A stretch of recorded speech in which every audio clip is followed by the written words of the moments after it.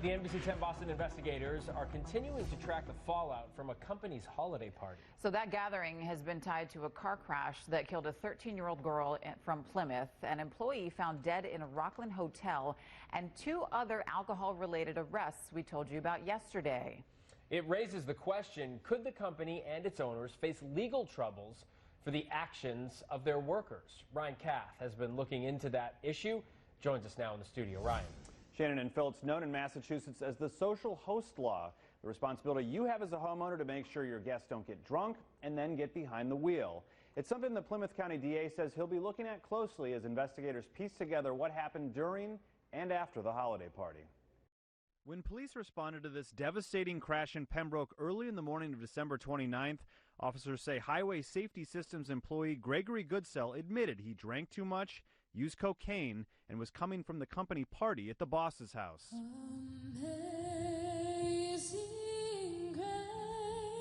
The crash took the life of 13-year-old Claire Scissorson. A few hours before that tragic encounter, police in Hanover arrested another Highway Safety Systems employee and charged him with drunk driving. According to the report, he also told officers he just left a work party in Pembroke. And later that morning, another employee who reportedly attended the holiday party was found dead inside a room at this Rockland hotel. If there's other individuals need to be held accountable, I assure you they will be. After Goodsell was in court last week and pleaded not guilty, Plymouth County DA Timothy Cruz said investigators want to interview everyone who attended the party that night. What specifically is the DA going to be wanting to find out? Determine whether or not there's evidence that the person appeared to be intoxicated and the social host continued to furnish alcohol to them. So a big key is where the alcohol came from and who was serving it. That's one of the key issues, but also key is the issue of control. If I control the service of alcohol in my home and I have the ability to shut someone off and don't, I could be liable. In its only public statement since the crash, Highway Safety Systems said Goodsell was fired for violating multiple policies.